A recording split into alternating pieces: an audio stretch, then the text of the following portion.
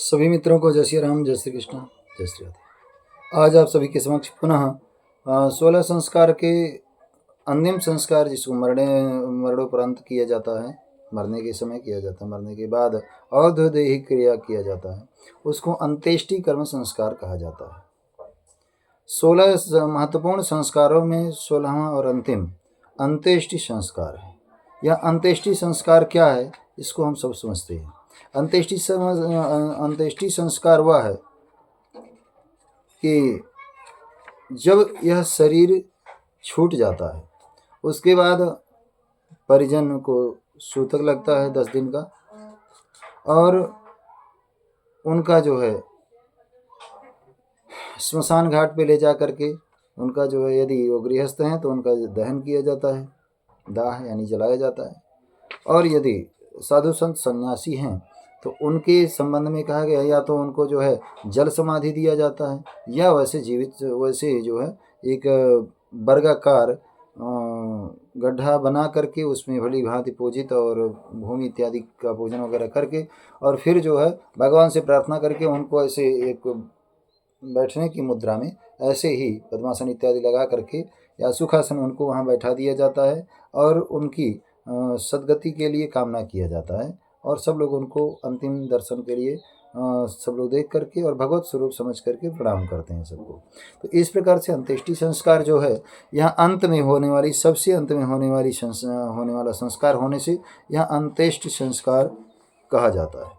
अब अंत्येष्टि संस्कार कब से होना चाहिए, कब कब होता है, और इसके संबंध में क्या क्या जानने योग्य बातें हैं, वह जानने योग्य संक्षेप में हम आप सभी के समक्ष बताने का प्रयास कर रहे हैं।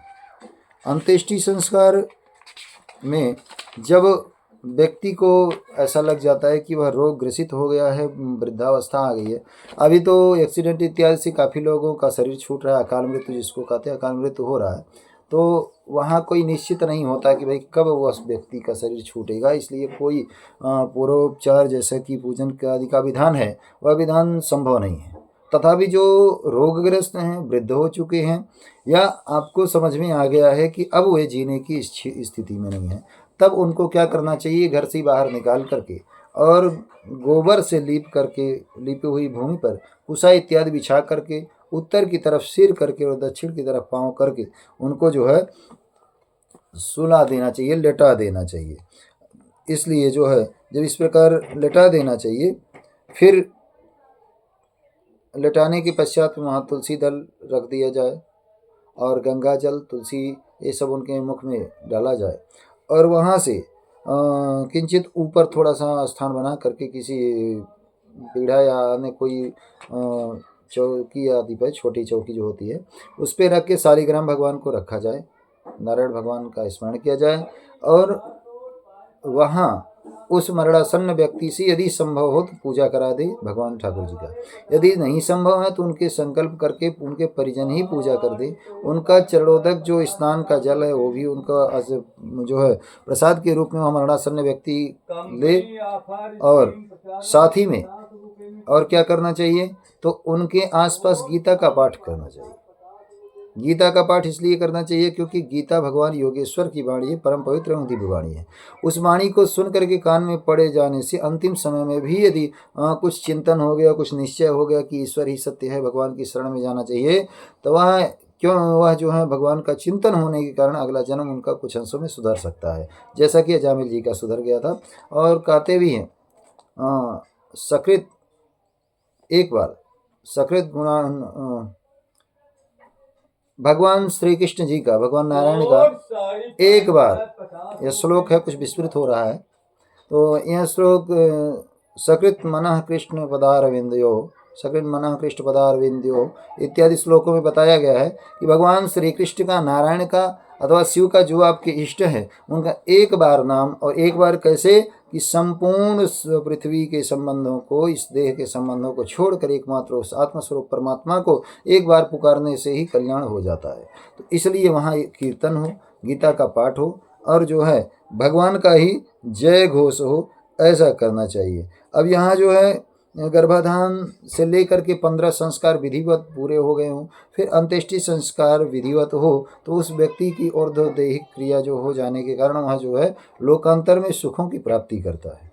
और वैसे श्रेष्ठ तो ये है कि जीवित रहते हुए ही इस शरीर को ही पिंड कहते हैं, और इसी शरीर को भगवान के सेवा में समर्पित करना, यही वास्तविक पिंडदान है, यही वास्तविक पिंडदान है। इसलिए सन्यासी लोग अपने जीवित रहते ही अपना श्राद्ध कर लेते हैं। श्राद्ध करने का यह कारण है कि एक तो जो लोकाचार है, जो मन में एक कुंठा रहे कि हमारे मरने के बाद, हमारे शरीर छूटने के बाद कौन करेगा, वह जो है ऐसा ना हो सके, इसलिए उनके मन में ऐसा न भाव आए, इसलिए वे पहले कर लेते हैं, किसी प्रकार की एक ऐसा न रह जाए। साथ में जो और एक क्रिया उनके करने वाले कोई नहीं होते हैं, तो वो भी उनके लिए संन्यास पूर्व जीवित पिंडदान किया जाता है, उसके अलग से वर्णन आते हैं। और गृहस्थ भी कर सकते हैं, यदि करना चाहें तो कर सकते हैं। बस ये है, जब वह जीवित पिंडदान कर देंगे, उसके बाद से वे अपने आप को, इस देश को अपना नहीं मानते हैं, उनको मरा हुआ अपने आप को समझते हैं। यानी शरीर का हमारा संबंध अब छूट गया, शरीर के लिए जो होना था मैंने कर दिया। तब उचित यह है कि वह घर में न रह करके किसी एकांत प्रदेश में रहकर भगवान का साधना करे। ऐसा विधान शास्त्रों में प्राप्त किया जाता है।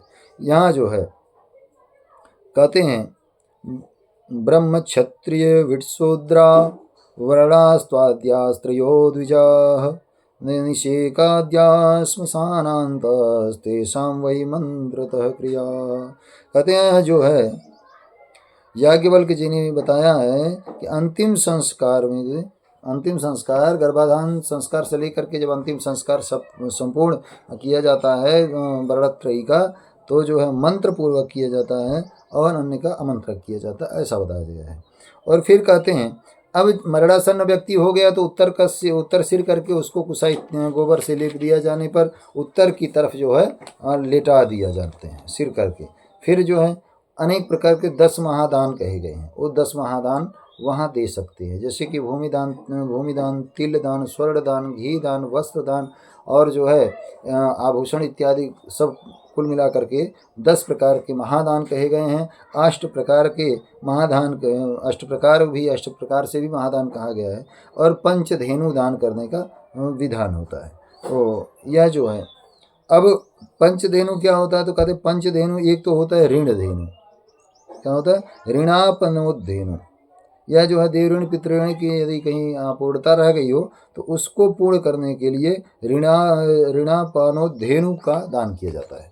फिर जो है पापापनोद्धेनु, यह ज्ञात पापों से छूटने के लिए जो प्रायश्चित स्वरूप है, क्योंकि अब शरीर छूट रहने वाला है, इसलिए इस पाप को हम मार्जन कैसे करें, तो यह पापापनोद्धेनु का दान करके ऐसा करते हैं। अगर ऐसा गाय ना मिले तो निष्क्रय देने का भी विधान है, लेकिन अगर मिल जा रही है, शुद्ध गाय हैं, तो गायों का ध्यान सबसे उत्तम है। और ऐसे व्यक्ति को दान किया जाए जो श्रद्धालु हों, भगवान में निष्ठा रखने वाले हैं, साधक हैं और गोसेवी हैं। ऐसे अलोभी व्यक्ति को दान देना चाहिए, तो उसका 100% फल होता है। फिर कहते हैं उत्क्रांति धेनु।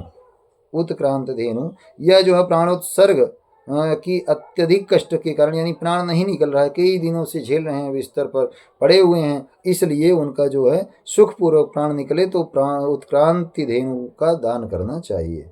फिर चौथी धेनु जो है, यह जो है यम मार्ग में अनेक प्रकार के कष्ट जो प्राप्त होते हैं, वह कष्ट ना प्राप्त हों, इसके लिए क्या किया जाता है, तो कहते हैं वैतरणी धेनु। तो यह वैतरणी धेनु किया जाता है। और बाद में अंत्येष्टि कर्म हो जाने के पश्चात मोक्ष प्राप्ति के लिए मोक्ष धेनु का दान किया जाता है, जो सपिंडन इत्यादि क्रिया के संबंध वहाँ बताया जाता है, वहाँ किया जाता है मोक्ष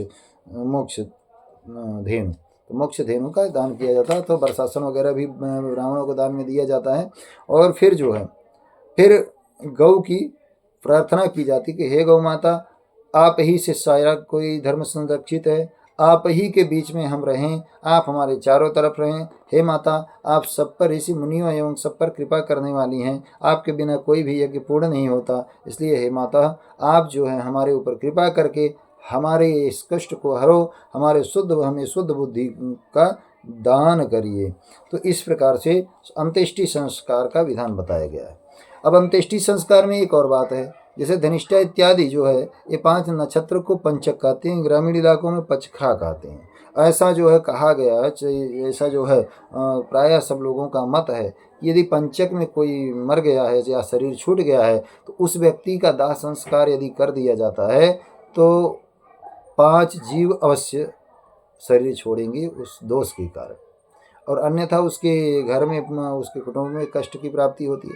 तो इसके लिए क्या करते हैं, पंचक अगर नहीं लगा है तो कुछ कोई बात नहीं, यदि पंचक लगा हुआ है तब जो है अगर 1 दिन रह गया है या 6 घंटे बाकी रह गए हैं तो पंचक पूर्ति के बाद ही जो है दहन कर देते हैं, और नहीं तो पंचक शांति करते हैं बाद में।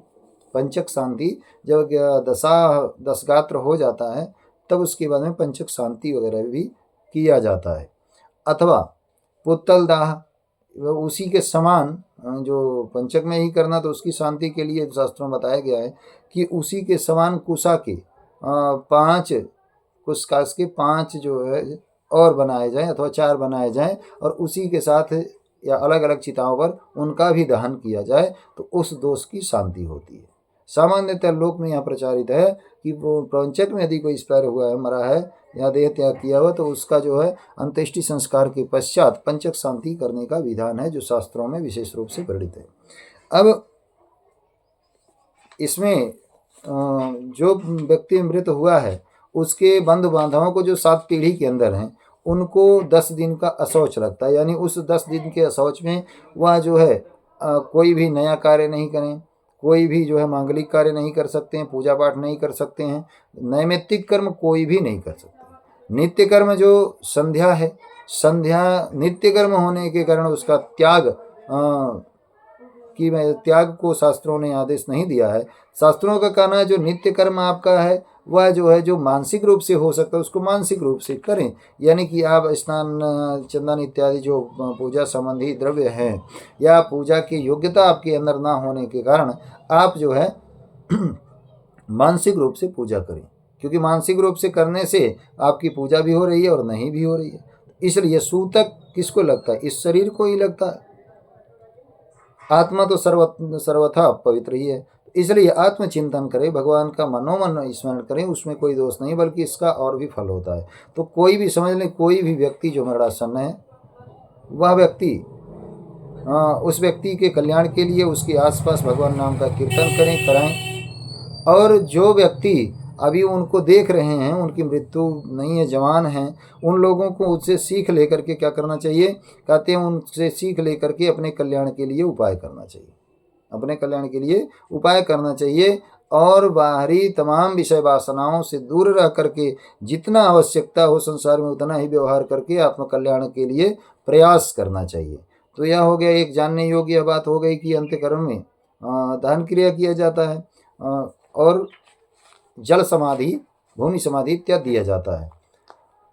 अब साथ में 10 दिन इसमें 6 पिंडदान किया जाता है, जो 6 पिंड में पहले एक 100 नाम का पिंड दान किया जाता है और 100 पिंड दान करने के पश्चात 100 निमित्त तक पहला पिंड दान होता है, जो है जौ इत्यादि जैसे पिंडदान के विधान है ऐसा करते हैं। और वह जो एक पिंड होता है उसको साथ में उठा लिया जाता है वहाँ से, फिर आगे चल करके अपसभ्य होकर के दक्षिण मुख बैठ जाने के पश्चात यह जो है कौन उस भगवान का नाम उच्चारण करते हुए उस प्रेत के निमित्त जो दक्षिण मुँह बैठ करके एक पिंडदान दूसरा पिंडदान किया जाता है जिसका नाम है पांथ निमित्तक, यानी रास्ते में जो होने वाले उसके शरीर हैं उसके लिए जो है यह दूसरा पिंडदान किया जाता है।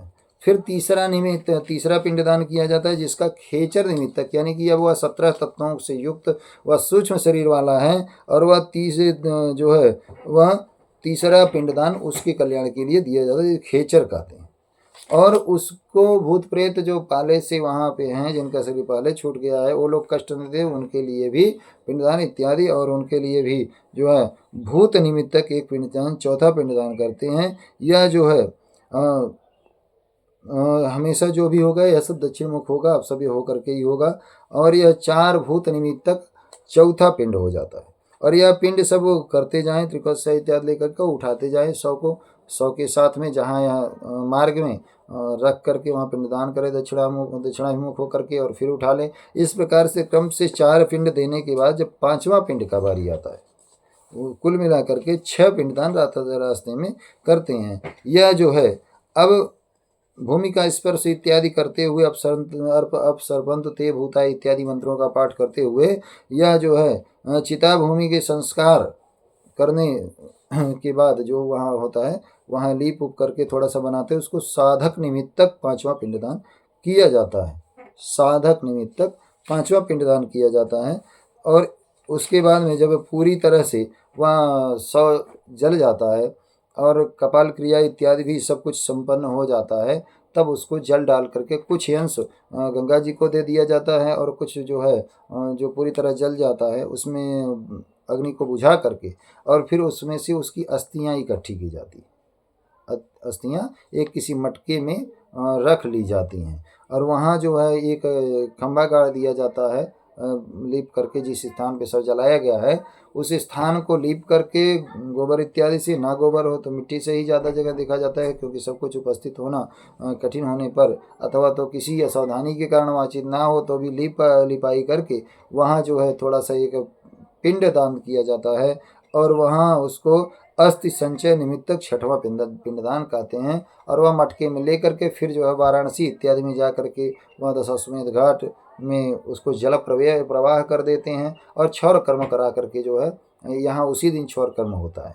तो प्रथम 6 पिंडे हो गए, और प्रथम दिवस से लेकर के 10वें दिन प्रत्येक दिन एक एक पिंडा पारने का विधान है। यदि 10 दिन प्रत्येक दिन पिंड न पारा गया हो तो 10वें दिन 10 पिंड पार करके कुल मिला करके 16 पिंड हो जाते हैं। 16 पिंड का यह दान किया जाता है। इसी प्रकार से मलिन खोडसी किया जाता है 10वें दिवस। 11वें दिवस जो है मध्यम खोडसी, और 12वें दिन उत्तम खोडसी का संस्कार किया जाता है। और फिर जो है पाक्षिक और मासिक पिंडदान किया जाता है। साथ में ही पूरे वर्ष का जो एक वर्ष बीत जाने पर जो एक होता है उसको वार्षिक पिंड कहते हैं। वह वार्षिक पिंडदान करके जो यथायोग्य शास्त्रों और विद्वानों के सानिध्य में रहते हुए उनकी आज्ञा का पालन करते हुए उस जीव के कल्याण के लिए पिंडदान करना चाहिए। और उस पिंडदान से, उस श्राद्ध कर्म से होता क्या है, कहते हैं वह जिस योनि में जहाँ भी गया है वह जो भी उसका आहार है, जैसे पशु बना है तो घास उसका आहार है, सिंह इत्यादि बना तो मांस उसका आहार है। तो इस प्रकार से जिस योनि में गया है उसे उसी संबंधित खाद्य सामग्री प्राप्त हो जाती हैं, जो यहाँ हमें पिंडदान इत्यादि के माध्यम से श्राद्ध इत्यादि के निमित्त उसके निमित्त दिया जाता है सच्चे भाव से, तो उसको प्राप्त हो जाता है। यह बहुत ही योग्य है। कहते हैं पुत्र का 3 महत्वपूर्ण कार्य है। एक महत्वपूर्ण कार्य है जो जीवन भर पिता की आज्ञा का अनुसरण करें, और मरने के बाद उसका बढ़िया से और दैहिक कर्म करा करके जो है संतुष्ट करे, देवताओं माने अपने कुल को पवित्र करे और शास्त्रों का आचरण करे। और इसके पश्चात में फिर जो है अपने पुत्र को उत्पन्न करके पितृऋण से पुनः ऋण होकर के, इस प्रकार 3 प्रकार के कर्मों से पुत्र पिता के सभी जो ऋण होते हैं उससे मुक्त हो सकता है, और पिता के लिए अपनी कृतज्ञता व्यक्त कर सकता है। जीवित रहते हुए पुत्र की आज्ञा का पालन, पिता की आज्ञा का पालन करना, और भोजन इत्यादि वर्धदैहिक क्रिया करा करके, और जो भंडारा इत्यादि होता है 16 ब्राह्मणों को भोजन कराना इत्यादि, वह सब क्षयाहे भूरि भोजनात्, और फिर लास्ट में गया पिंडदान करे। यही त्रिभी पुत्रस्य पुत्रता, यही 3 ही योग्य पुत्र की पुत्रता है, यानी श्रेष्ठता है, यही उसकी योग्यता है, करना चाहिए। तो इस प्रकार से जो है 10 दिन में सबका सूतक सामान्यतः 10 दिन में मरणा और जन्ना दोनों शौच माना जाता है। तो इस प्रकार से मरणा शौच विशेष होता है जन्ना शौच की अपेक्षा।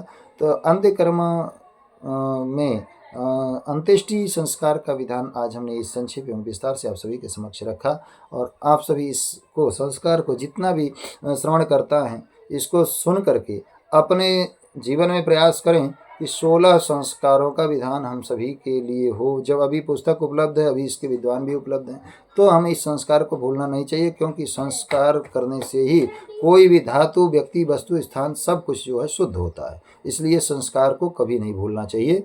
और फिर इसमें जो विद्वज्जन हमारी भाषा को सुन रहे हैं उन सभी को यथायोग्य अभिवादन करता हूँ। और इस बालक से कोई भी जानकारी देने में या कुछ बोलने में गलती हुई तो उसको आप मार्गदर्शन भी करें और अपनी कृपा प्रसाद भी हमारे ऊपर बनाए रखें, क्योंकि यह 16 संस्कारों का विधान केवल इसलिए किया गया है ताकि अपनी जागृति 16 संस्कारों के प्रति हो, अपनी निष्ठा हो और हम कर सकें। तो इसी के साथ अपने शब्दों को विराम देते हैं। पुनः आज से ही श्रीमद् भागवत कथा का आयोजन होने वाला है, आप यूट्यूब और फेसबुक के माध्यम से देख सकते हैं। जय श्री राम, जय श्री कृष्ण।